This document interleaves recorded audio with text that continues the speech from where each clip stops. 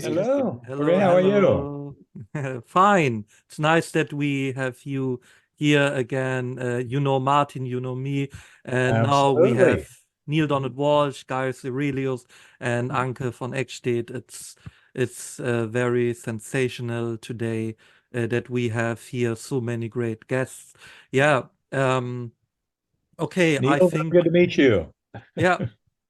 I think virtually. we can start. Yeah, as at first, hello and welcome. Yeah, we are spread all over the world again. That's why we meet in at completely different times. For some, it is in the evening. For some, it is in the afternoon. And Martin sits in Cologne. Anke sits on a German island of Usedom. She's in the furthest easternmost tip of Germany. It is very close to Poland. Mhm. And Guyus sits in Texas. Eben, you sit in North Carolina, right? In Virginia right now, Yeah, Charlottesville, Virginia. yeah. And Neal, you sit in Oregon, right? Yeah. That means we are today international. I think I introduce myself first. I'm Torge Meyer. I'm 31 years old and I come from the north of Germany near Hamburg. And I'm chairman and founder of a League of Pantheists. That's our association. And I also run Pantheismus TV, this channel here. And we have Guyus Seralius here. He is pantheist, YouTuber, artist, and writer, and he wrote the book The Forever All. He also runs an English version of the channel Pantheism TV. Yeah. And we have Martin Sagel. He lives in the west of Germany. He's a real estate agent, but 2009, he wrote a very nice spiritual book, which is called Alles Eins. That's the German title, the English title, All is One.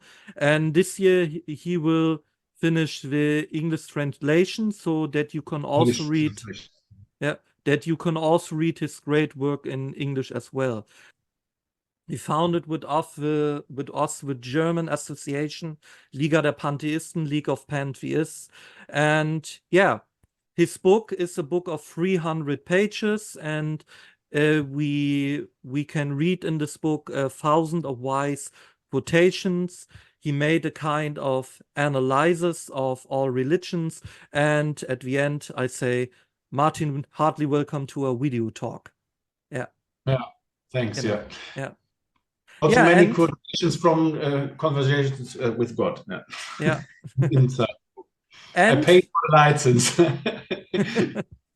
yeah, and we have again Anke von Eckstaedt. She also had a native experience in 2009, like Dr. Eben Alexander, and she wrote it down in the book Elysium, cum spiritu de. She tells us more about her native experience later. And Dr. Eben Alexander, author and neurosurgeon, he wrote down his native experience in 2008 in his work Proof of Heaven. This book has reached millions of people and continues to receive a lot of attention today, but he has also written other powerful books like Map of Heaven. And Neal is the author of the well-known Conversations with God books. His book have been translated into many languages and have helped millions of people. It has become a foundation for me. And I think without these books, I wouldn't be sitting here today. And we must say, Neal has also written other spiritual books that have equally strong content. Yeah. For all of us. First question on you, Neal. Did you ever heard of Eben's native experience? Of his what experience? His Near-death experience. near-death experience. Yeah. Well, I'm not sure I heard of his experience in particular specifically, but of course I have heard of near-death experiences, and I've looked into them, with great wonder and deep curiosity and a special awareness. That, of course, and I didn't have a near-death experience myself, but I did have an out-of-body experience. I'm not quite sure there's a huge difference between an OBE and an NDE in terms of what the psyche moves through and what the soul experiences. But I was so excited when Eden Alexander created his book, Proof of Heaven, because are there three more powerful words that could be put into any language on this planet? Three more exciting, more powerful, more uplifting, and more spiritually inspiring words than those three words. Proof of Heaven. What a powerful, powerful title.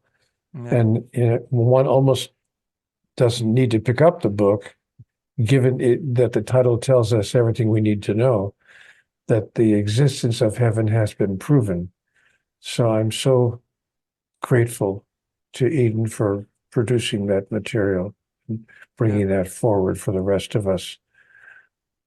Yeah. Thanks for Eben, that, Neal.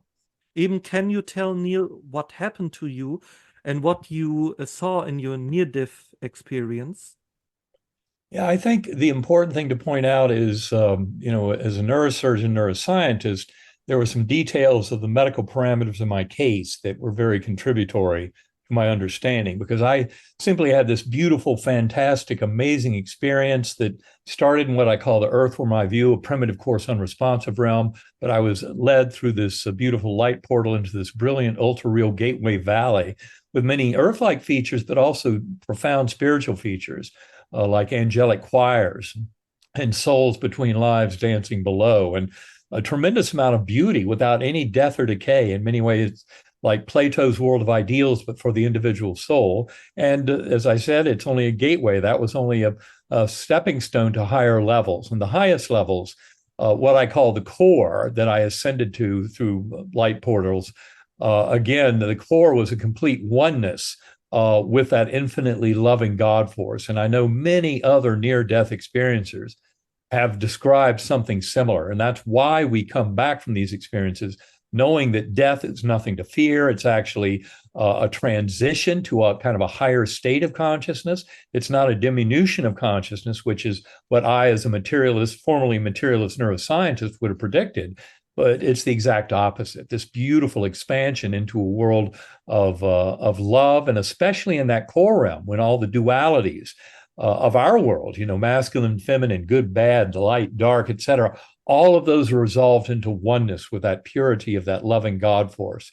And the thing that's most impressive when you study not just my near-death experiences, but millions of others, is you start finding these patterns of this beautiful, loving presence that we can trust in. And I think in many ways, I believe the beauty of Neal's message to the world is also conveyed through near-death experiences, where the purity of that love and how we're all in this together, and it's really about kindness, compassion, and mercy, really comes to the fore.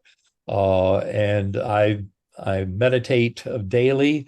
I use a form of binaural beat brainwave entrainment, but it's a form of going deep within conscious awareness. And once you realize your consciousness is not created by the physical brain, but is shared with the universe, that's where exploring consciousness gains tremendous power and value in our lives. So in a nutshell, that was kind of my journey. There's much more to it, but I don't want to spend time on that when people can read Proof of Heaven, or they can look at the many, YouTube videos, et cetera, to get more of the story. But that's kind of the essence of it, that it was a beautiful dive into this brilliant, loving realm where God was the very source of my conscious awareness, far beyond any kind of ego consciousness, of course. And then a realization that in the kind of modern scientific sense, I've spent 15 years working with other scientists since my coma, trying to make sense of all this. But it really points to this oneness we have in that sharing with that God mind that is never distant from us at all, and that it's a binding force of love. That's the most comforting aspect of it. And that's kind of a universal gift that comes back from near-death experiences. So I was very blessed, but so have been many other people. And as Neal has pointed out, you don't have to have a near-death experience to get to this same kind of knowledge.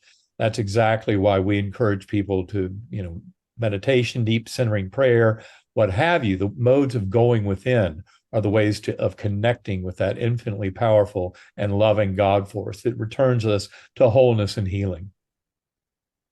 It's a shame that he doesn't have the articulative skills to explain it specifically for us all to understand it. Oh, well, Sarcasm. I'll keep trying. I'm pedaling Oh, fast as I can.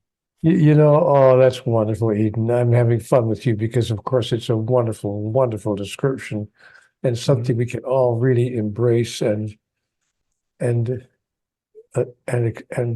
step into, you know, with such a level of joy and happiness.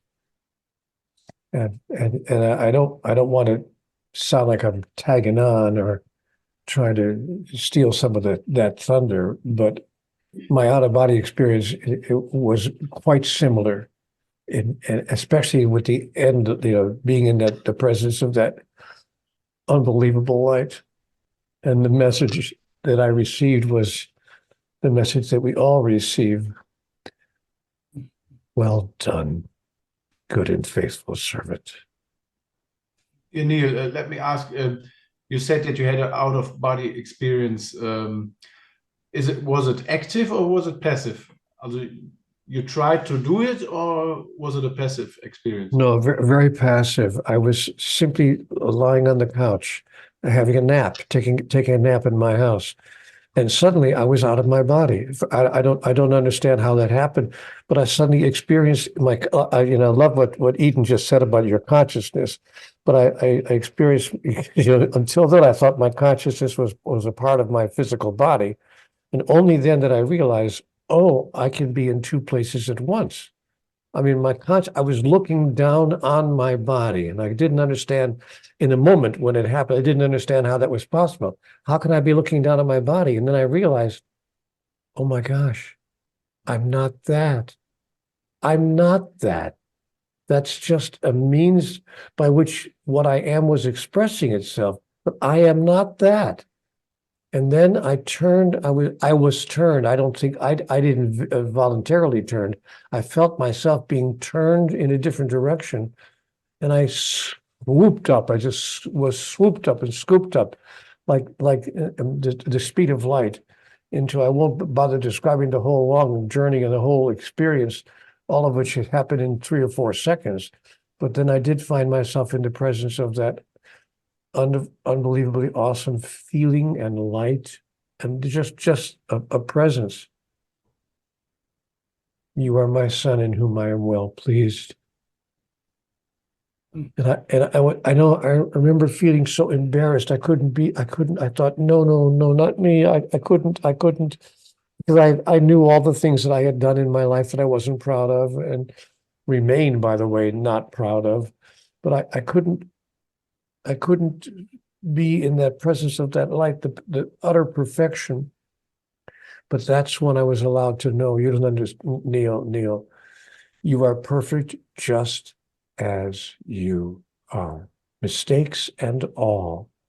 And I understood what pure love was about, that pure love accepts us exactly as we are and allows us to, if we choose to, at the soul level, if we choose to, we don't have to, we're not required to, but if we choose to come back and reincarnate and you know, use this physical experience either on this planet or anywhere else in the cosmos again, we're welcome to do so and to see if we wish to engage in our physical life in a way which allows us to express more fully and more completely our true identity. Could I end my little diatribe here by saying this?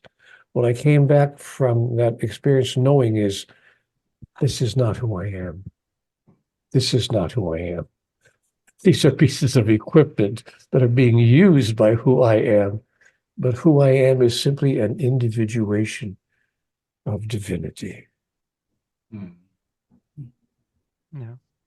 A couple of years ago, I bought some books to practice out-of-body experience, also to run a active out-of-body experience. And then I tried it many weeks, many months, and then one day it happened that I felt a vibration, and then now the body is, also the inside body is leaving the body. And then I stopped it because I got in fear, not in fear, and I had the proof already. Then for me, it was enough to know that it's different, that body and the other body. In German, we call it Astralkörper, astral body. I don't know if it's the same in English. Right. Astral body. Astral body, yeah, the inside body. And I felt that it's going out. And then I stopped it. I said, okay, no, it's enough for me. You know, a similar thing happened to me. I used to get them when I was younger. So I don't really get them anymore, but there were times it was an unusual sensation. But then there were times where it was, I don't know, a little scary, you know, the sensation of it. And so almost the same thing happened to me where I was trying to make them happen. Because, you know, at first it happened on its own.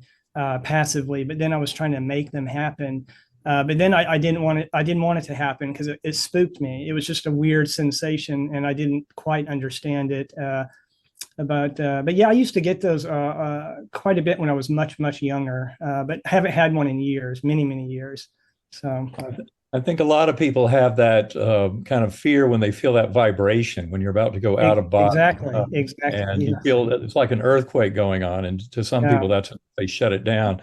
But the best thing is if you just learn to ride with that, if you anticipate it, you can really, then you're out of body. And I also wondered, I remember wondering if I stayed away too long, could that make the transcendence permanent? And I couldn't get back. So that kind of scared me, the thought that I couldn't return. Because, you know, once you stay away for so long, I didn't know what could happen, that it might even cause my death. So I think that was one of the things subconsciously that kind of spooked me a little bit. And so I would try to snap back, you know, get back into it and wake back up and tried to refrain from having those happen. But the sensation of it and the experience of it was very valuable to me. I enjoyed the fact that I had them and that I could analyze it and experience that, even though they were a little spooky at times. You know what's really funny, Guyus? You said that you were afraid at one point that, you know, if you stayed there too long, you might not be able to return. And for me, the experience was precisely the opposite. When I was on the other side, I thought, why would I want to return? I'm perfectly happy if somebody says to me, you have to stay here forever. I would say, fair enough. I'm there. I'm with you. Why would I want to return? And so when I did wind up waking back up on that couch and I swooped back into my body, my arms felt so heavy. I'm not kidding you. My whole body felt like it weighed a ton. And it was all I could do to lift my arm up. It was, you know, and when I did roll off the couch, I thought, why would I want to be back here? And I had to search inside of me to find what the French would call raison d'être, a reason for being. Yeah. And I have important information. We have Anke von Eckstaedt here. My English is not so good, so I translated my experience in English. I remember my experience, and I would like to briefly tell you about my experience. But first, an out-of-body experience is very different than a near-death experience. And sometimes you still fear, for example, can feel fear. And in a near-death experience, there is no fear anymore.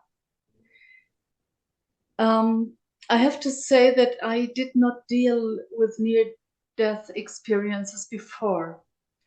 When I had my encounter with the spiritual world, I did not know what others had experienced. When I was 35, I became seriously ill. After a miscarriage, I developed a thrombosis and eventually a fulminant pulmonary embolism. I was in the hospital. The doctors had told me that there was nothing more we could do, that we had to wait and see, but it was just too late. So I prayed. I prayed to have enough time to sort everything out. What I wanted was to make peace with everyone before I die. So first I called my mother. I talked to a lot of different people, of friends I have had arguments with, and I told everyone that I loved them and that everything was fine. I have forgiven everyone, everything. I realized it was coming to an end. I could hardly pray. I felt cold and sleepy, and of course I was scared. I knew that I was dying now. And then I prayed and I said, thank you, Lord, for my life, for all what had happened. And then I said the bravest sentence of my life. I said the words from Jesus, and I said to him, into your hands I commend my spirit. And then I waited. I thought something had happened now. But what will happen?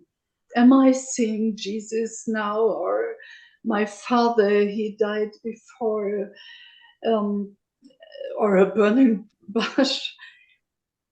I looked out of the window into the dark night, and it was silent for a moment.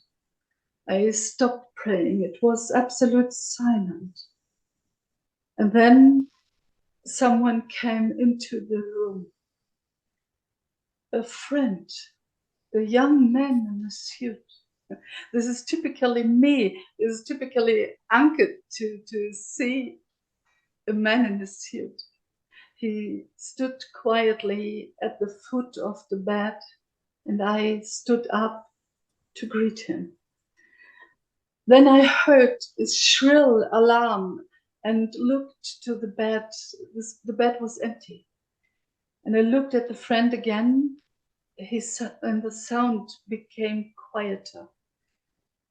And then a curtain opened, like on a stage in a theater. It was dark behind, and we walked through it together. It became quiet and dark, and I felt completely safe. It was the complete absence of fear. I felt the friend next to me. He remained silent. He did not touch me, but I did not feel alone. And I was no longer myself, Anke. I was no longer a daughter or a mother. I was no longer a wife or a friend. It was me. And then threads of light ran through the room. They slowly lit it up, and I noticed that I was in a huge room. I saw creatures, and they were sitting a little away from me. They were very large, and only one of them spoke to me. He discussed life of Anke with me. He discussed love. And he asked me what I mean when I speak about love. What was remarkable was that it was no him who judged me, but me. I came to the conclusion that I had only acted out of love or fear. And then he asked me what I would do, what I would change if I had the chance. And I told him that I tried to act out of love and no longer out of fear. That I probably could not change anything because that is just how I am. But that I would live my love without fear. And then he showed me a lot of pictures. I remember that he showed me pictures but I forgot the pictures themselves. But I did not forget his question. He asked me, "Are you ready for this?" And I answered, "Of course I'm ready." And then suddenly I felt terribly cold and terrified. There was a bright light right in front of me, and I was shocked. I saw a man in front of me, all in white, and he was shouting something to me way too loud. He said, "Stay with me, look at me, what is your name?" I have had so a lot of fear at this moment, and I did not know anything. I thought at this moment that I was dead. It took me many minutes until I understood that this was the doctor who wanted to confirm my death, and that he shone a light in my eyes to see the reflexes. That was 15 years ago now. I survived so long and I changed everything. Not only could I not forget this experience, but the spiritual world has been present in every moment since then. When they want that, I hear them and I listen to them. I have to hear them, and I can hear them. And if they want that I obey, they tell it twice.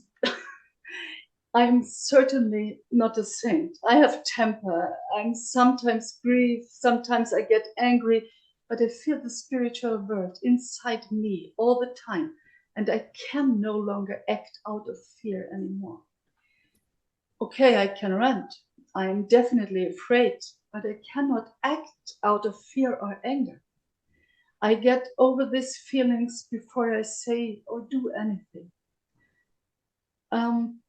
I was an actress in my life before this experience, and I never went back to the stage.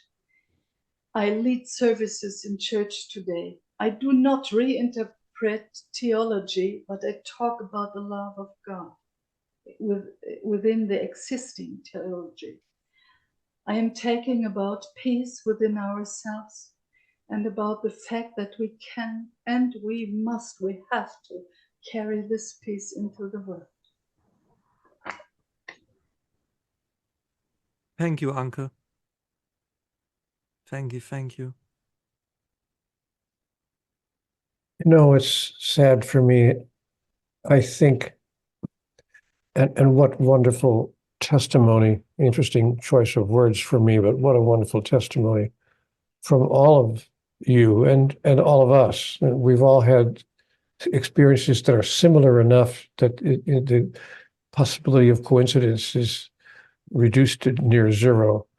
This must be the way things are in many, many respects. But I wonder, I have a question to ask. Would it be necessary for all of us on Earth to have a near-death experience in order for us to change the way we are living our lives? Is there nothing short of that that could bring sanity to the human equation and to our I was just going to say, wait, Guyus. Well, I was simply going to say that could bring sanity to our human experience and to our interactions with each other.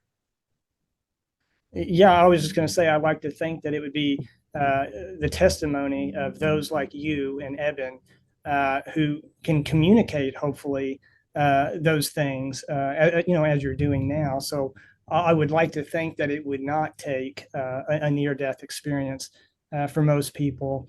And I think they do read testimonies, and it does, I think, convince a lot of people. And so it has helped to create a positive shift in the world. And hopefully people such as yourself and Dr. Alexander and others continue to do the same, continue to spread that word. And I would also point out Ken Ring, who was one of the founding fathers of the International Association of Near-Death Studies, IANDS.org. back in the 70s. Well, he wrote in I think it was the late 80s, early 90s, a very good paper about how just knowing about NDEs for many people can give the same transformational benefits that you get out of the NDE itself. So my answer would be no, we don't need everyone to have an NDE. In fact, I would say for any scientists interested in all this, if you simply are familiar with some of the accounts, for example, at iands.org or nderf.org, that's the Near-Death Experience Research Foundation that the Longs run out of Louisiana, are now out of Kentucky. But anyway, there's also bigelowinstitute.org and a whole set of papers there that describe kind of the scientific interpretation of afterlife studies. So there's plenty of information out there for people to learn much more about this, both scientifically and spiritually, so that you don't have to have your own NDE. The only thing I would add to that is certainly a program of regular prayer, centering prayer or meditation, ways of turning off the ego voice in the head, because that little running stream of thoughts in our head is not who we are. That's not our consciousness. That's simply basically a parlor trick, but it's the awareness that we can cultivate and develop. And I think that's where all of these kind of interactions of sentient beings, of humans, with these extraordinary events leads to our ability to share them, is from this kind of broader knowledge. So I would say that no one has to have their own NDE, but certainly by developing a regular program of centering prayer or meditation, any way you have of going within consciousness and kind of bypassing the little ego voice, which is always using fear and anxiety as its tools. But I found that very easy to do for anyone who needs a tool. I use binaural beat brainwave entrainment. Sacredacoustics.com would be the place you could find out more about that. But really, it's just a way of devoting time to going within mind and realizing that is really a shared mind with the God force of the universe that we all have access to.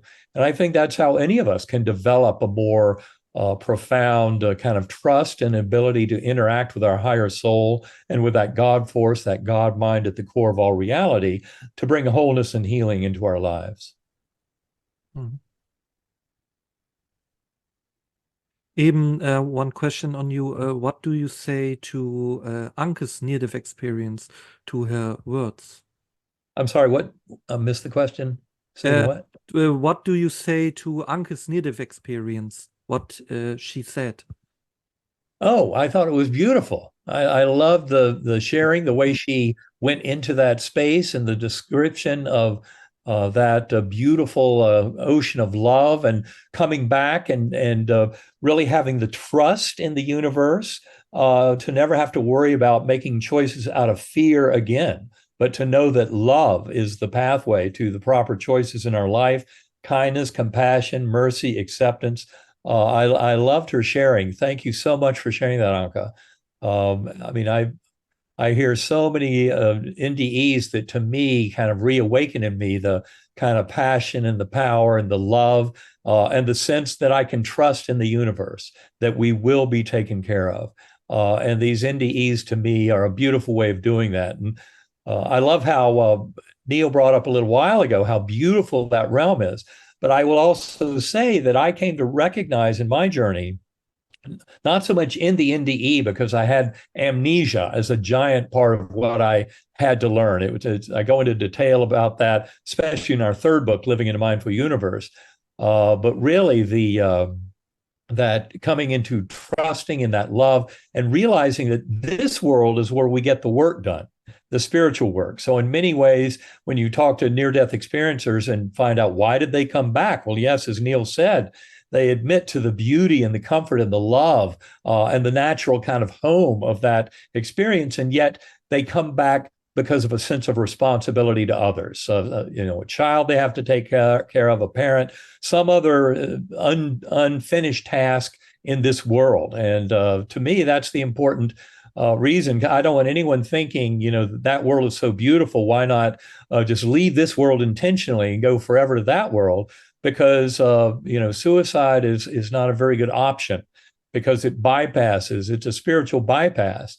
And we just end up getting the same issues in our life reshuffled the next go round. So that's just my advice to people, not to be seduced by the stories of how beautiful and loving that world is, to try and end your physical life here prematurely, I would say. Eben, I missed the title of your book, Living in a what kind of universe? Living in a mindful universe. Mindful. Yeah, the main reason we wrote that was scientists were already pointing out, like in a case report about my medical records, that the most remarkable thing about my case is that the documented damage to my neocortex would not have allowed for any dream or hallucination. And that was made crystal clear in the case report. It was in Journal of Nervous and Mental Disease, September 2018, on my medical records. But they also point out not only was my brain incapable of any dream or hallucination, and therefore, wow, how do you explain this extraordinary experience I had? But also, how do you explain this remarkable healing that was unprecedented in the medical literature for me to come back to this world and be fully cured within 2 months of returning? Really demanded explanation. And in fact, the peer review scientists challenged the authors of that case report. How do you explain this unprecedented, apparently miraculous recovery? And they said it's because he had a near-death experience. And I think it's very admirable that the peer review editors of a scientific journal like that said, yes, now we have an explanation we can go with. They knew of other cases of near-death experiences, profound spiritual journeys that were also associated with a tremendous amount of healing far beyond anything we could explain from our kind of Western medical interpretation of medical data.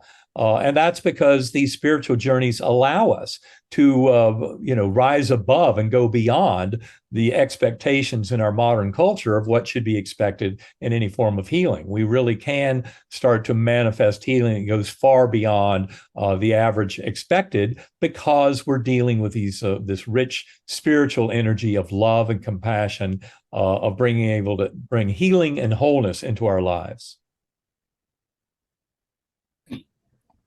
I think when love touches life, then is there the peace our world needs. And there's the healing. Mm-hmm. And when you live your love and you love your life, there is the peace we need and the healing we need. Right. There's life forever, not in our body, but there is this life forever we think about every day. Guyus. I'm a big supporter of reincarnation and a believer that we do or can transcend from the human vessel. So I'm open, to the possibility that, for example, Dr. Alexander did experience where his consciousness transcended from the human vessel. But the question I would like to ask him is, even that being the case, and I know he has to struggle with convincing people that it wasn't a hallucination and it wasn't a dream, but even still, once the consciousness transcends the human vessel, are you open to the possibility that you still could have entered into a dream state?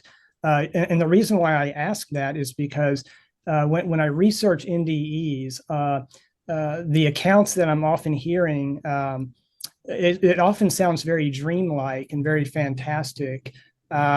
So even as someone who believes that you made that transition, do you think you could have still been in a dreamlike state? The case report that I just mentioned goes into great detail in terms of documenting kind of the damage to my neocortex and brainstem. And I think the general interpretation of that information is that my neocortex was far too damaged to support a dream or hallucination. And what I went through was far more real, detailed, alive, meaningful, and transformational than any dream I'd ever experienced. So what I've described in my journey, the starting in that earthworm's eye view, ascending through a light portal into the rich ultra reality of the Gateway Valley, and then through yet another musical portal that was generated by angels and chants and anthems and hymns that were enlivening all the existence in that beautiful ultra real Gateway Valley, provided yet the next portal up to the highest level, where it was a complete oneness, unification with that God force. I mean, it was far, far more going on than any dream I'd ever had. And not only that, it was happening at a time when the medical facts of my case, all lobes of my brain with full thickness damage, according to MRI and CTs, my neurologic exams, Glasgow Coma Scale, every bit of that shows that was a brain that was in no way able to put out any kind of dream or hallucination. This is what haunted me when I was first reviewing my medical records and trying to make sense of my case, was I realized that that brain that I was studying in the months after my coma, my own brain during my week-long coma due to E. coli meningoencephalitis, couldn't have produced a dream or hallucination. But in many ways, that just confirmed, of course, having something way too real to be real only could happen when my brain was so demonstrably offline. And I think that's very important. The other thing that I point out in the book, Proof of Heaven, is the comparison between the events of the deep coma journey during that 7 days in coma, compared with the 36 hours after I came out of coma, when I was in and out of a paranoid delusional psychotic nightmare and what we call an ICU psychosis. Those memories vanished within weeks. The memories from the deep coma experience, when my brain was most offline, those memories are as sharp and resilient, detailed, and stable over 15 years, as if the whole thing happened yesterday morning. That's a major distinction between those kinds of memories. Other groups have studied NDE memories and find that they're much more real than the memories of dreams or hallucinations.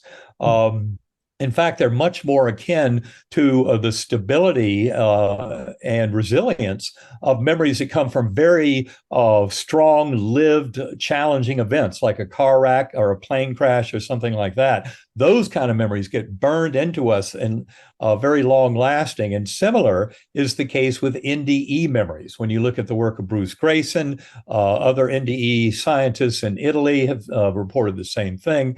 But these memories are very different from the memories of a dream or hallucination. And of course, also remember that most people describing near-death experiences say that what they go through, and especially including a life review, is much more real than the living of events in these bodies in this material realm. So to assume that life reviews are just a vague, kind of dreamy return to vague memories is not true at all. Many people describe them as a reliving of events, and not only that, reliving from the perspective of everyone involved. That's why life reviews, in many ways, are telling us that the golden rule, treat others as you would like to be treated, is written into the very fabric of the universe. Because the life reviews and NDEs are very much a transpersonal experience involving all souls that were engaged in any of the actions of our lifetime. I guess my next question would be, is like I don't doubt that it was that it could have been a real experience, whatever the nature of that is, that your consciousness was experiencing those things, and that it did in fact separate. And putting the human vessel out of the equation, let's say it's completely damaged, it's gone, just consciousness.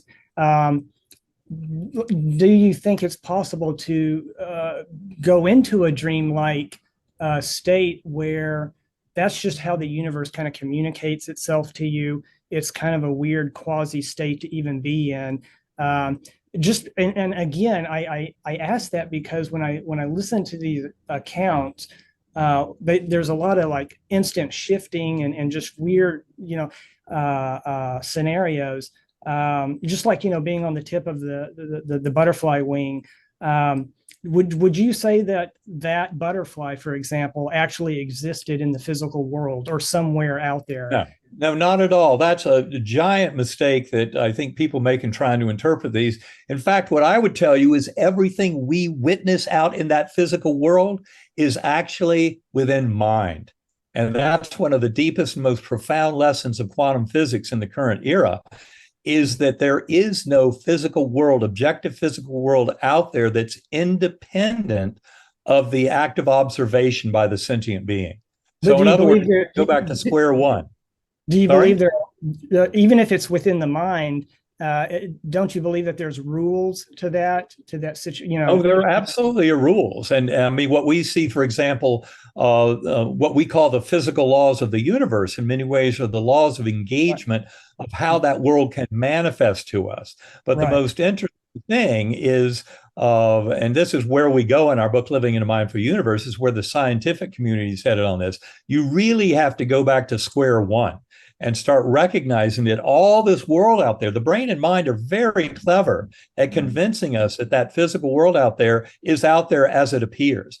And yet when people go through these kinds of extraordinary experiences, near-death experiences and related experiences, you start to realize that that mode of engagement with, a reality is only one mode, and that there are others that we have access to. And that includes modes that can transcend beyond space and time in many ways. I mean, when you're at that deep spiritual level where you'd have a life review, you're actually at a place where you're completely beyond time. The very fact that it's a reliving of events, not just a remembering, and that it's from multiple perspectives of all involved, tells you we're in a much bigger theater of operations, much grander than just this kind of minuscule little physical world that's put together for us to live in these bodies while we're living these lives. But in fact, in meditation, I think one of the points you're trying to make is that sleep space, the dream space, is very much related to the spiritual space. And I'd say, yes, there's a tremendous amount of overlap there. And that's why people can induce out-of-body experiences and start getting into that kind of spiritual territory. Now, it's, as Anke was saying, it's not the same. Many out-of-body experiences I've heard of do not seem to have involved a deep dive into the spiritual levels of, say, an NDE. And yet I think they're entering the same kind of territory. And the last little point I'd like to make about that is by comparing that space also to the space that's encountered by people who use psychedelic substances like psilocybin, magic mushrooms, LSD, DMT, et cetera. And the reason I bring all that up, and again, this is something we discuss in Living in a Mindful Universe, but it has to do with the fact that neuroscientists who use functional MRI, magnetoencephalography, other ways of really getting a detailed look at the brain, people taking those kinds of psychedelic substances, never call them a hallucinogen. Entheogen might be a better word. That means, God within, that kind of thing. But to call it hallucinogen misses the reality of what it's showing us. But the whole reason I mention this is that the functional MRI, magnetoencephalography will reveal that on those substances, your brain is dissolving. It's actually the mental components, like the default mode network, a very active network that's kind of the, being an ego in the here and now, that whole network dissolves under the influence of these substances. And in fact, there's no part of the brain that shows an increase in activity when you're on psilocybin, LSD, or DMT. All of it is decreasing. And, that completely violates what any materialist would think is going on in the brain under the influence of such substances. But to find the nature of what is occurring when you take those substances, you have to go beyond the brain. The brain is simply getting out of the way. It's another beautiful example about how memories and consciousness are not resident in the physical brain itself, but the brain serves as a filter or a transceiver that allows us to have access to those spiritual realms. But ultimately, that's why when you're liberated from the shackles of the brain and the body at the time of bodily death, your awareness expands much more greatly to being able to witness your entire life relived simultaneously. You're in an eternal zone and completely wait, beyond. Martin. Yeah, it's very, very interesting, Dr. Eben Alexander. And we must say at this point, we have Martin Sagel here, and he has something for us that could also interesting for Neale. Okay, Martin, now is your turn. No, I just wanted to ask Neale what is the Catholic Pope saying about that. What is who saying it? The Pope? Catholic Pope. Yeah. Sorry. Yeah, No, it's one of his jokes. yeah. And, I think we are all in common with this. there's an interesting thing that I was told in my conversation with God, however, is that I did get into theology, of course, with God, and I said to God, what about the Ten Commandments? Do I have to, if I don't obey those commandments, will I be sent to hell? And God said something astonishing to me. Neal, there's no such thing as the Ten Commandments. You made it all up. But what you are living is the 10 illusions of humans. And she convinced me that exactly what Eben just said to us, I was told in a different context, but God told me the same thing. Nothing you see is real. You're making it all up. So when I woke up out of my out-of-body experiences, I woke up with two words in my mind. I mean, deal with this. Move forward with your life. These are the two words I was given. Nothing matters. I was, what? Nothing matters? God said to me, nothing has any meaning save the meaning you give it. It changed my whole life overnight. I haven't had the education that Eben has had. I barely graduated from high school. I went to college. I was in college for about 6 weeks before the Dean of Men invited me to leave because he noticed I wasn't even bothering to attend class. So I have no college education. I'm, academically speaking, bereft of any informal training. So where did this come from? Where does that kind of information come from? How does it come that I'm not bragging, just saying, I asked the question. Where does it come from that I have the same experience internally that Eben has with all of his training and all of his experience? And I beg to differ that my own out-of-body experience, although it was not a near-death experience, had every bit as much of spiritual content, including, by the way, a life review, in which I was allowed to experience not only everything that I ever did or said in my life, but how everyone else experienced it. I experienced it from their point of view. And I put this all in a book called Home with God, in a life that never ends. So when Eben talks about experiencing, your life from the other person's point of view, I'm sitting here going, so we have had identical experiences. So I think it's possible that an out-of-body experience could, in fact, nearly duplicate an NDE. I think we're certainly in the same territory. Absolutely. Yeah, I agree with you. And no question, I promise you, my neurosurgical training and everything is not necessary to interpret all this, but it does come in handy because when people try and pretend, well, a scientist would say, there's no way you really have that experience. I can say, well, guess what? I work with a lot of scientists around the world, and the kind of information that comes from my case can tell you that these cases are very real. But the spiritual information certainly does not demand any of advanced degree at all. All it demands is an open soul that wants to learn about its relationship with the universe at large. And in many ways, I would say that a big education gets in your way. Having MDs and PhDs in many ways just means you've been brainwashed by the system far too much.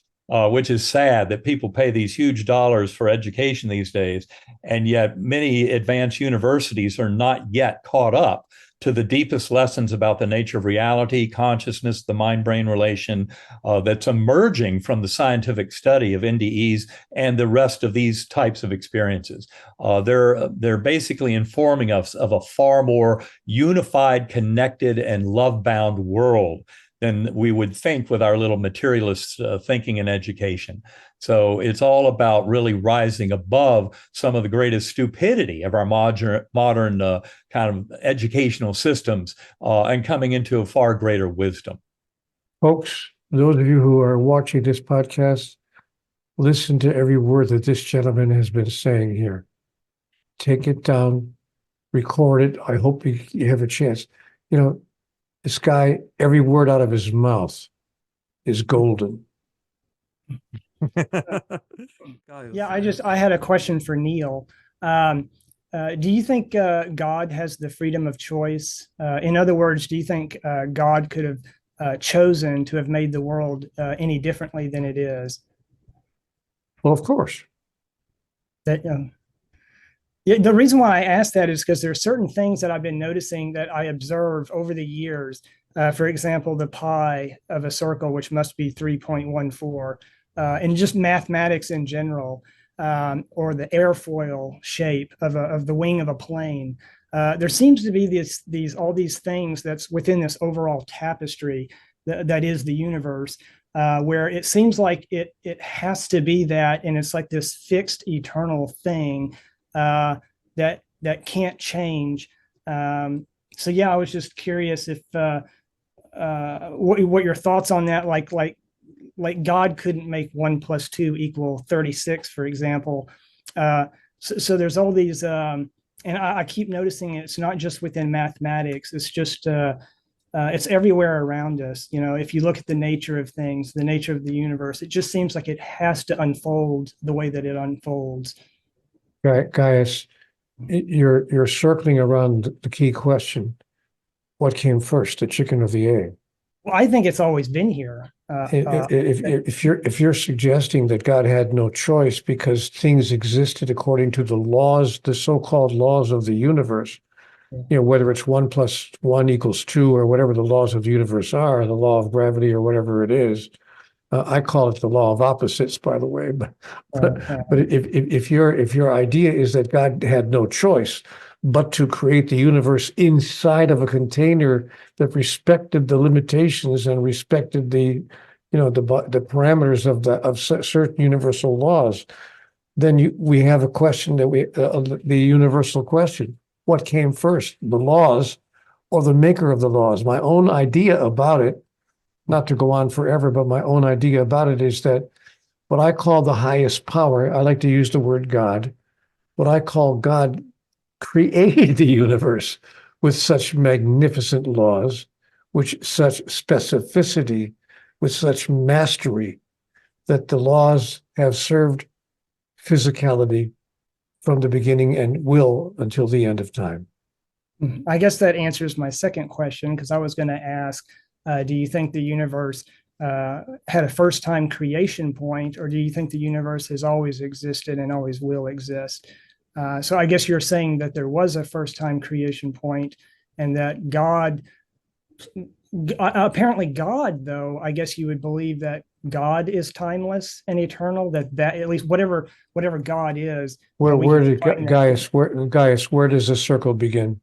Tell me where the circle begins and ends. Well, in my view, I don't believe there is a beginning or an end, but I could be wrong. To me, it's an eternal thing. It seems like things defy first-time creation. For example, mathematics. It seems to defy. It didn't form for the first time in some type of Big Bang event, for example. And it seems like it's impossible for a God to decide to create these things the way they are, that they had to be what they are. But again, I could be wrong. I don't know. Yeah. Who create, what came first, the chicken or the egg? We're now discovering that our universe is simply one of a universe of universes, if you please. We had the egotistical idea that our universe was all there is. Now it turns out that we live in a multiverse. Physicists are telling us that our universe is simply one part of a multiverse, the highest power that I call God always was, is now, and always will be. Explain that. How is that possible? You tell me. But what I know is that it's true. God always was, is now, and always will be. A circle has no beginning and it has no end. It simply is. And what God said to me in my conversations, Neal, everything is circular. There is no beginning and there is no end. Yeah. Yeah, you take like certain concepts, like the concept of a door or the concept of a doorknob or a bicycle, the concept of a cup, that which is cupness. Those are the things that when I think about them, they seem to kind of defy a first-time creation, because these concepts, that which is a door, that which is a hole, those are things that had to be, or that always are, I should say, that always existed, and they have a kind of a timeless, eternal nature to them. And it's not like God could have chosen to negate the existence of light, for example, or if we think of in terms of the yin and the yang, to remove the yang part of that system. But that system that I'm describing, that is the godness, that's God, and that's an eternal kind of a thing for me. Well, I would say you're already into the realm of the eternal. It's what I call meta time or deep time, to even begin to explain life reviews in a near-death experience, for example. Because if you're in that stage and you can see your birth, death, everything in between, and you relive it from the perspective of all involved, that gives you kind of an idea of how you've transcended our normal concept of being limited in time and space.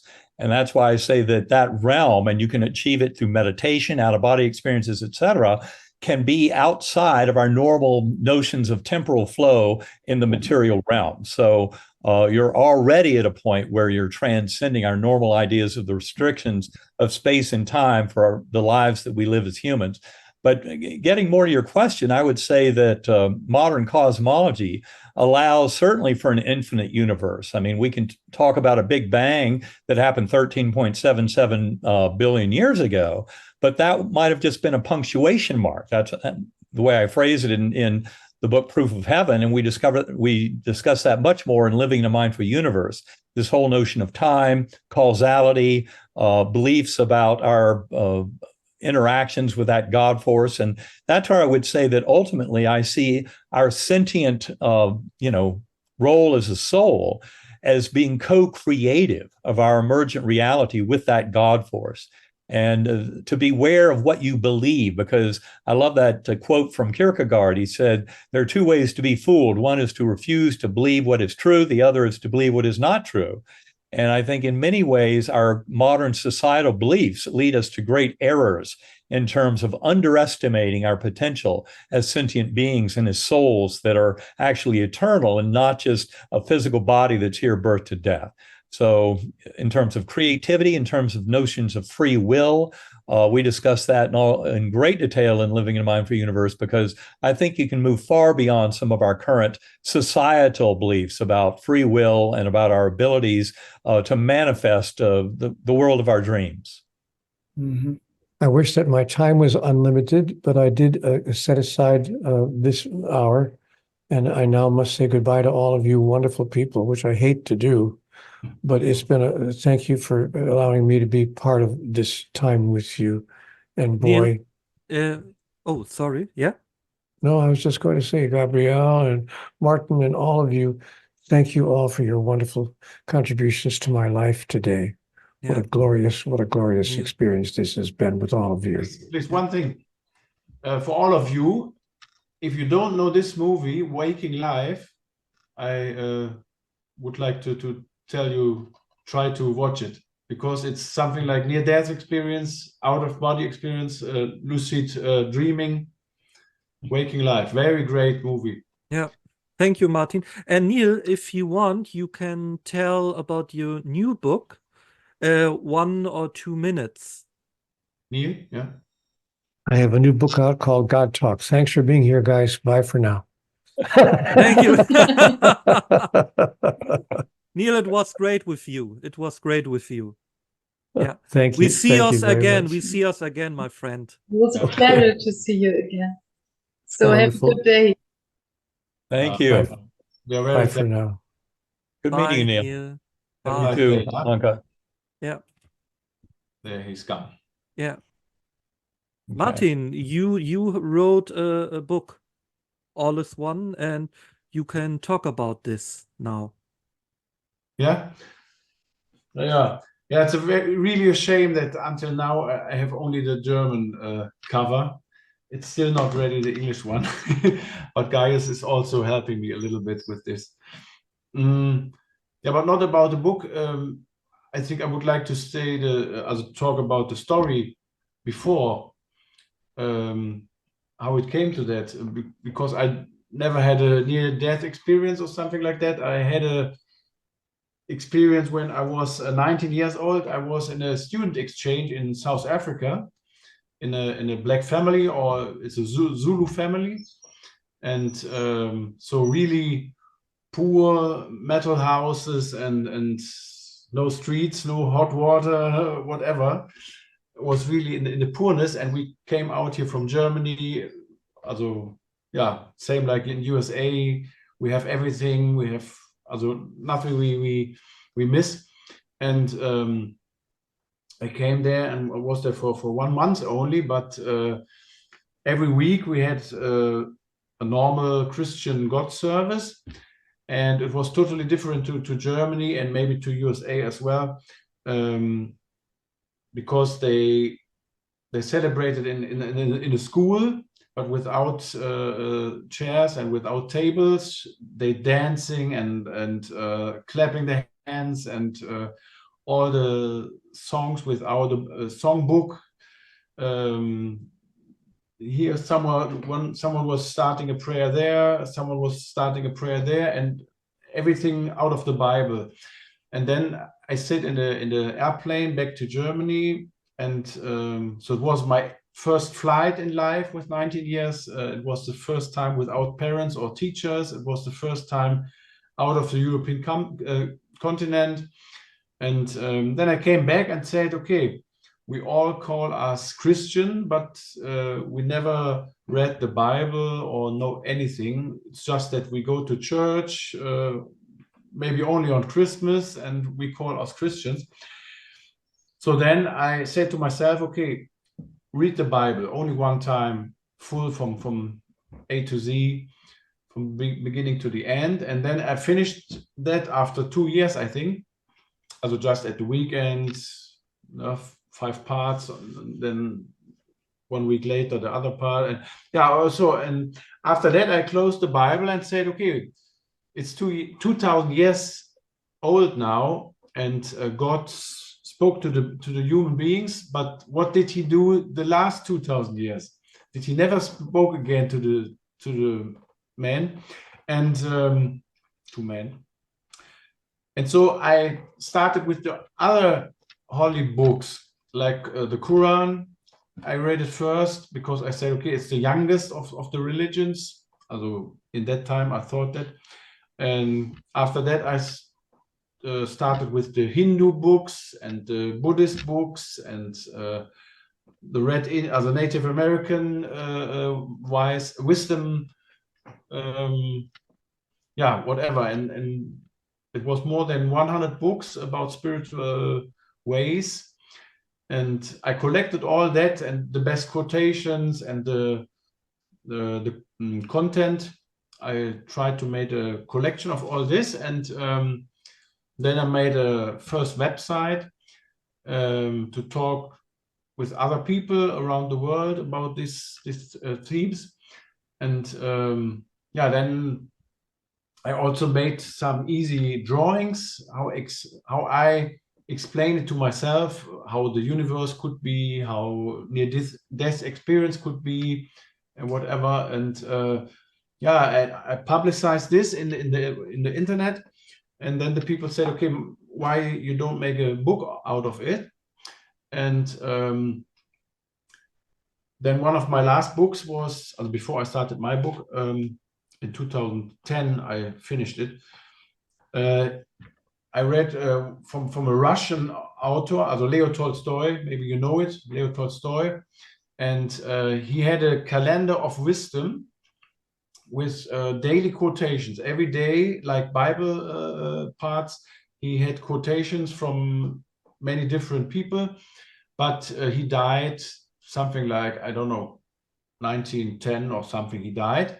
So people like Charlie Chaplin or like Martin Luther King or like Gandhi was not inside his book.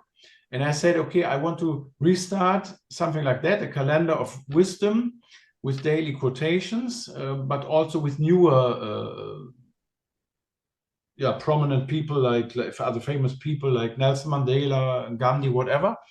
And so that's why I have more than 1,000 quotations inside, and made a whole collection of all the religions and the wisdoms and whatever. And my result at the end was Pantheism. Also, I found that word by my what is the science work. I found Pantheism as a word at the end, and and that's why I had that book at the end, all is one, that everything is a part of everything. All the religion is just like a piece of a puzzle. Yeah, that was the story before the book is now. Yeah. Anke like to say something. Yeah, I thank you very much for your words. I want to say something to the Bible. You said that God stopped talking to the humans 2,000 years ago, and I think that's wrong. I think he talked every day to everybody, and he always said the same thing. My experience is that I came every day to points he says, don't judge, love your life, make peace with your life and bring this peace into the world. Love your neighbor and love yourself. Love me. Love your life. Love what I spent every day to you. And I think he never stopped to talk to us. He talks at this language we understand. Yeah, but that's what the Bible said. Yeah. Or the Christian. That's what the Bible said 2,000 years ago. And in this time, the last 2,000 years, he told every day the same things to other people. I would add, I think God talks to us all the time through near-death experiences just to get the message through. It's one of the reasons why doctors developed resuscitation techniques in the late 60s, and that's when Raymond Moody wrote his book, Life After Life, that really kind of awakened the medical profession and the public at large to near-death experiences. And when you pay attention to that literature of the tens of thousands of reports available in books and journals and scientific reports, you'll find that more than 90% of people who have had a profound near-death experience, and many of them were previously agnostic or atheistic, but more than 90% of them come back not only believing, but knowing in the reality of a loving God force at the core of the universe. They don't need anybody else to tell them about it. And so I would say God in many ways is very much alive and communicating with us through near-death and similar experiences as we come into a richer understanding of what they're telling us about the nature of consciousness and reality. There's a book that I love. It's by a colleague. It's by Robert Koppes, C-O-P-P-E-S. It's called The Essence of Religions.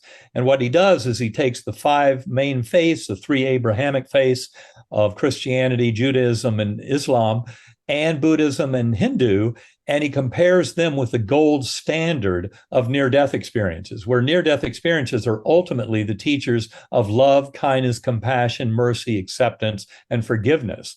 And basically, I think that book does a lot to show us how religions could get much in alignment with this, but you don't need to worry that God is not communicating with us through all of these near-death experiences and through humanity awakening to them. That is a gigantic form of very real in the now communication from that God force at the core of the universe. Hmm. Thank you for this answer. Anke, do you have another questions on Eben? No, I thank you. I am very glad. It is a pleasure to talk to you and to hear you. And of course, I read a lot from you. I would just like to add or say to Anke that I believe that there's, and I'm hoping that Eben and Neal would agree with this, but there's really never a time when we're not in communication with God or in communion with God, that our feelings, our thoughts, when we look at a tree, when we hear the sounds of the birds, when we smell a rose, we're always in communication with God, because everything is of Godness. Now, whether or not it's a direct voice, I can't say. But the other thing to be important to say here is that sometimes our interpretation of God's message, or what, the nature of the universe and what it's about, that we humans as human conduits can sometimes misinterpret God's meaning, even though he's constantly communicating with us. But I take solace in the fact that in some way, I'm always in connection with God, and somehow in communion with God, even though I don't always, get it right. I don't always interpret it correctly, but hopefully I'm getting better and better at doing so, at knowing God's meaning. I think the more we can just focus on unconditional love, and realize, as I did when I came back from my coma, that one of the biggest problems was not that we don't love our enemy or love our neighbor enough. It's that we don't even love ourselves enough as the sacred divine beings that we truly are. And that is something that is best manifested by serving as a conduit. So through meditation, centering prayer, to get in touch with that kind of loving, infinite power of healing of that God force, and simply to allow it to flow through us and to help our fellow beings, so that the more we just focus on the beauty of nature and the beauty of what we can do to help others and be of service to the higher good, I think we're doing all we can to bring that loving God force into reality. Guyus, can you tell us about your book? How did you come to that? Yeah. What is the content? The Forever All. And that's my personal tailored views of pantheism. So it's actually, I even have as the subtitle, a philosophical and spiritual guide. So I kind of try to discuss what I believe the nature of the universe is, and how the universe, that I believe that it's eternal, that all is one. And not all pantheists agree with this, but I believe that each of us can say that, you are that one. So yes, it's all one, but each of us can view ourselves as the apex of the forever all of this whole tapestry. And so, because you're viewing it through as a human conduit, from your specific position in time and space as a human right now. But each of us, kind of as Carl Sagan said, each of us is the universe trying to perceive itself. And so in that regard, ultimately this is egoic, and I wouldn't normally recommend this, but ultimately you are God. You are that supreme being. You are the summation of all things. That doesn't necessarily mean that you are all powerful or all have access to all knowledge, because again, you're limited because you're experiencing yourself, the universe, through the conduit of a human being within the confines of time and space. But ultimately, it's all connected. It's all a oneness, and it's a beautiful tapestry.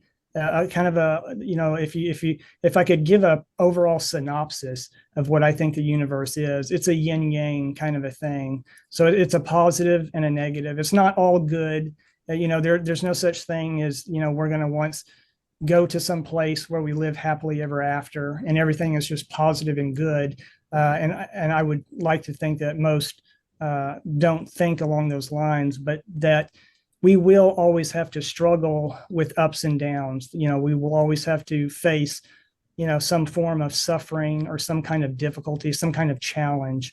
So it's a yin yang thing where we always, through life, undulate up and down, kind of like a wave, from one life to the next. So I believe the journey continues. That's another thing I discuss in the book.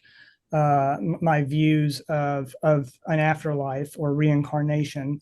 That the journey continues. Yes, the human body dies, but that's just the human vessel. And then after that, consciousness, that which, if you think of us, that which is the perceiver, the passenger, so to speak, that passenger is what continues. That's what keeps going from one life to the next.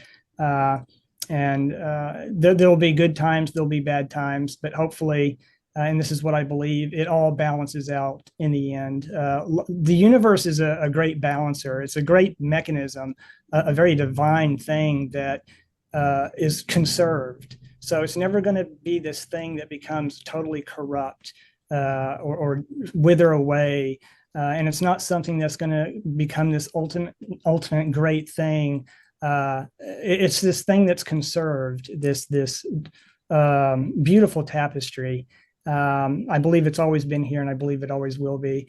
And fortunately, the book has been, it's gotten a great response from buyers from around the world. And I just hope to, especially when I find time to start promoting it, it can grow and, spread, and I can communicate those views further and further. I would say it's much more than just information conserved, that in fact it's growth and transformation. So when I talk about reincarnation from the scientific perspective, it's not a blind mechanistic wheel that you're trying to get off of, but actually a process of grace and of transformation and growth that we're all going through together.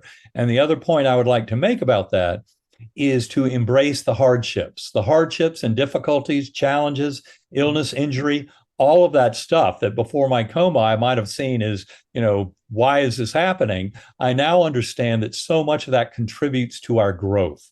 And the more we can come to embrace those challenges, come to see the love of the universe in spite of the hurdles that we face, that we can grow into a greater wisdom and trust that the universe will take care of us and that we're here to learn from all of this experience.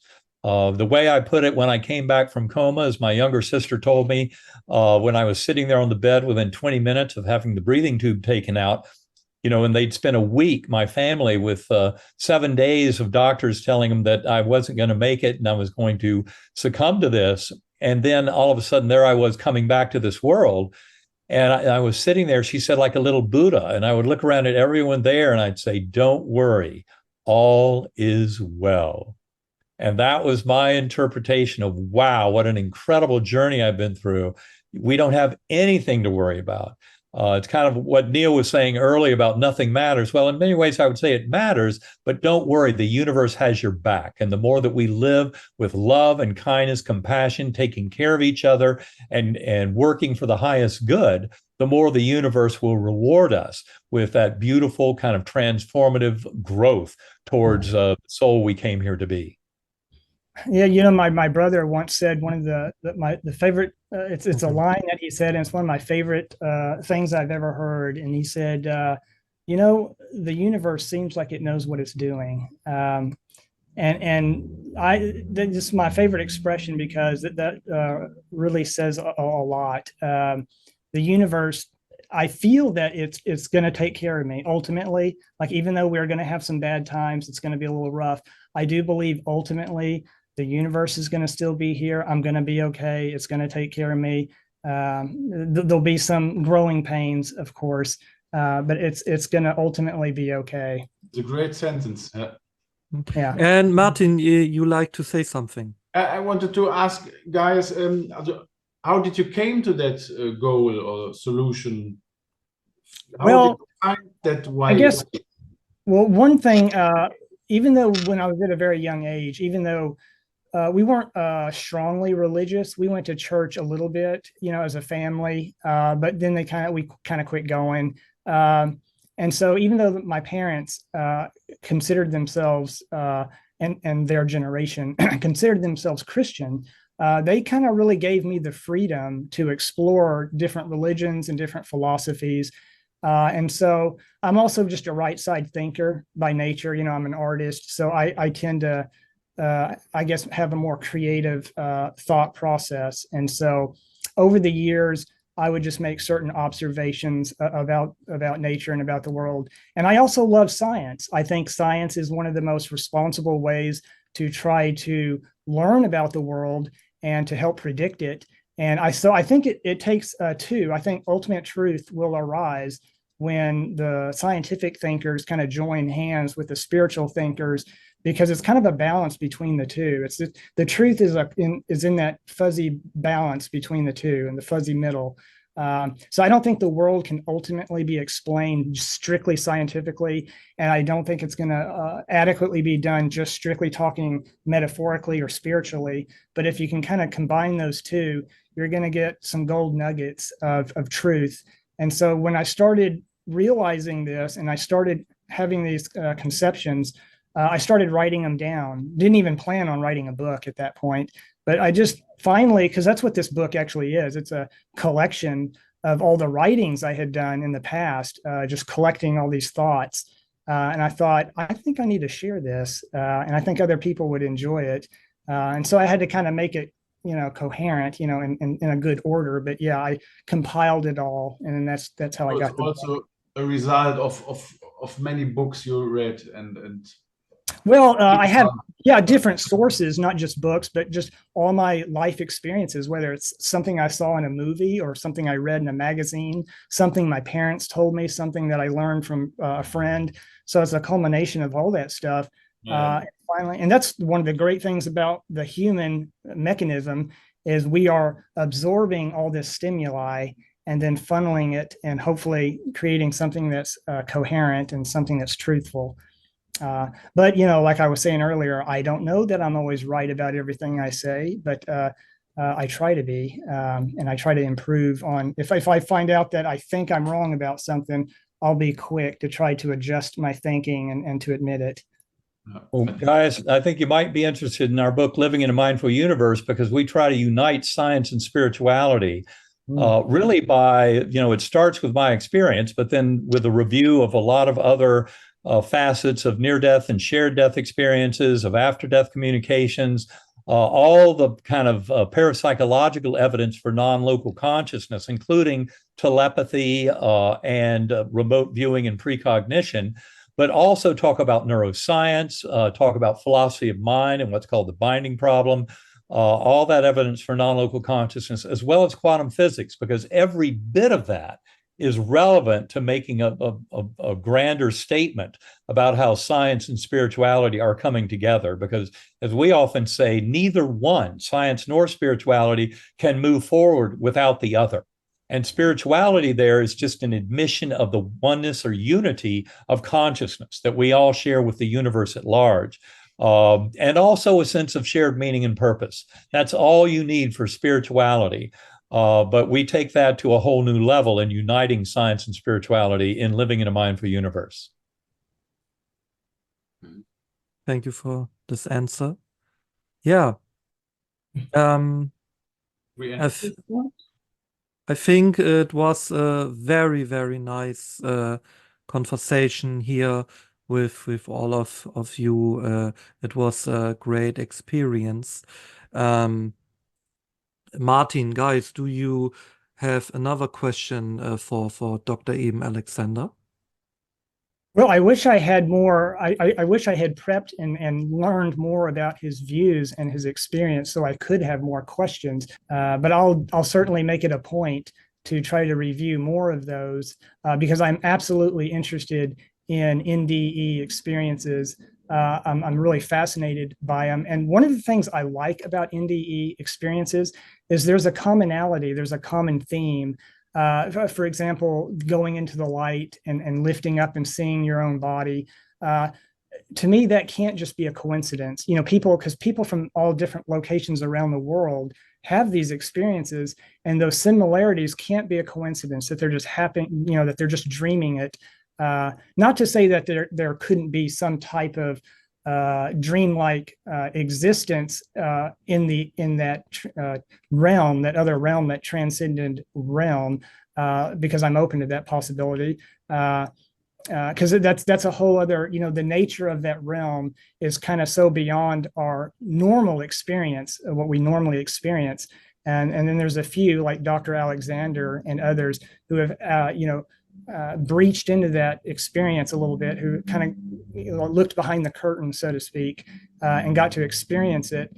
So I'm always interested in any details or aspect of that experience, because it helps me to ascertain and assess what that transition is like. That's one of the things I'm most fascinated with lately, and I'd like to create a long video eventually, and write about it, that what I think actually happens to us, kind of even on a scientific level, both spiritual and scientific level, but people are ready to hear what they think is actually happening on a physical level, and within that reality, the reality of that afterlife. Often people say life after life, but what the nature of that is. So I'm fascinated by it. Yeah, Late evening in Germany here. We have 10:30 at the evening. Yeah. Yeah, right. Yeah. Very much. Eben, Alexander, very impressive your experience. I really would like to have it, but how Guyus said, it's A little scary. I think the key is just to remember that we all have the power to explore those realms by going within. Centering prayer, deep meditation. If you need a tool for meditation, I would suggest sacredacoustics.com, binaural beat brainwave entrainment. But any mode you have of going deep inside consciousness and putting that little ego mind voice in the head into timeout can be very effective to expanding your sense of relationship with that primordial mind, the God mind of the universe. So we all have that power. I'm curious. Wait, guys. Anke like to say something. I'm sorry. A near-death experience is an experience of life. To die is no sensation, but to live is a sensation. Right. Beautiful. Guyus, I'm sorry. I was just curious if Dr. Alexander, if has there ever been like a cinematic recreation, like a visual recreation that you and maybe a team of people have ever created to kind of illustrate that experience that you went through, and if you haven't, I would highly recommend having that created, something that could give everyone a little bit of a visual experience of what you went through. Well, I've certainly, had attempts at that with various people we've worked with. From my own perspective, it's a very, very challenging thing to do, because it's not just like you're telling a narrative story that flows like we tell stories and depict them in films and things like that. It's such an extraordinary mode of being by having access to so much at once and being completely outside of space and time. It would be a tremendous trick to try and put that into a cinematographical experience. So not that you couldn't, try. I have attempted that with various associates so far, but never have we come anywhere close to anything that I think would represent, kind of where I went. That's one of the reasons why in our book, Living in a Mindful Universe, we made such a big deal of giving people tools for meditation so they could go there themselves. I think that once you're aware of all this, the best way to experience it is to develop the skills of going within and exploring that primordial mind through meditation and centering prayer, not to try and depict it in on a screen. Someday that might be something we could do a better job of than we can now. But right now, I would say that's a very challenging mission to try and actually depict that kind of a journey, in a screen experience that would give other people even the slightest hint of what it was really like. How about also some illustrated artwork, like, just a few beautiful paintings of certain shots, certain scenes that would help narrate and communicate kind of what you experienced. I'm just wondering if you've ever had any kind of artwork or graphics. In fact, nowadays with AI art, well, you could just give a short prompt and create some beautiful imagery. Potentially, although I would say my view of AI right now is that 95% of it is still artificial stupidity and not artificial intelligence. But it can improve and get a whole lot better. And I think that's what will happen over time. And we'll see. I mean, it could be that a truly wide open, robust AI would be a good way to try and generate a depiction of that kind of a journey. I think trying to do it from a human perspective, I mean, the words in a narrative, like in the book Proof of Heaven, as much as I was satisfied with those words in the, after the 10th rewriting, I would still say that our language is far too limiting. And so is our storytelling. And that's why allowing people to explore their own consciousness was the route we took in the book Living in a Mindful Universe, to tell them what's there, but say the best way to start to experience this is to take the time on a regular basis. I meditate an hour or two a day. I know a lot of people don't have that kind of time.